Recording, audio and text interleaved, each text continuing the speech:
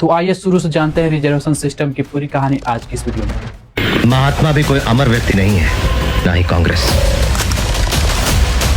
आरक्षण की कहानी उस समय शुरू हुई जब ब्रिटिश राज में शिक्षा का दरवाजा ऊंची जातियों के लिए ही खुला था, जैसे ब्राह्मण और क्षत्रिय, जिसको इलाइट यानी ऊंची जाति माना जाता था। तभी 1882 में भारत के पहले शिक्षक महात्मा ज्योतिराव फुले ने अंग्रेजों के खिलाफ आवाज उठाई कि सभी को मुफ्त शिक्षा और नौकरियों में बराबर का हिस्सा मिलना चाहिए। और उसी समय विलियम हंटर के द्वारा हंटर कमीशन बनाया गया।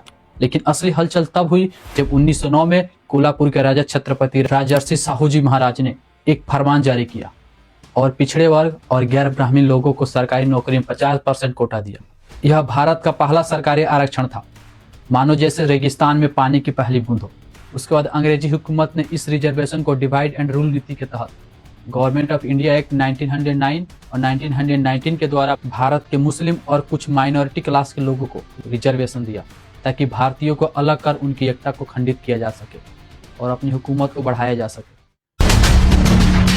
लेकिन 1918 में मैसूर के राजा नालवाड़ी कृष्ण वाडियार ने सरकारी नौकरी और शिक्षा में नॉन ब्राह्मण के लिए आरक्षण देने के लिए एक समिति का गठन किया।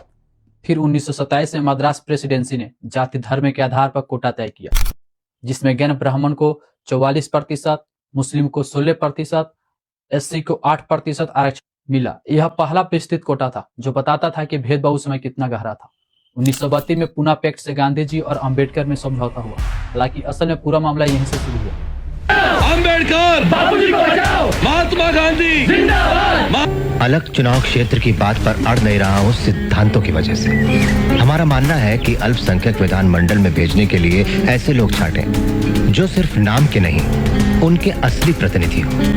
जब जून 1932 के राउंड टेबल कॉन्फ्रेंस के दौरान ब्रिटिश प्राइम मिनिस्टर मैकडोनाल्ड ने कम्युनल अवार्ड की प्रस्ताव रखा, जिसे मुसलमानों, सिखों, ईसाइयों, एंग्लो इंडियन और यूरोपियन लोगों को सेपरेट रिप्रेजेंटेशन दिया जाएगा और डिप्रेस क्लास के लिए अलग निर्वाचन मंडल दिया जाएगा।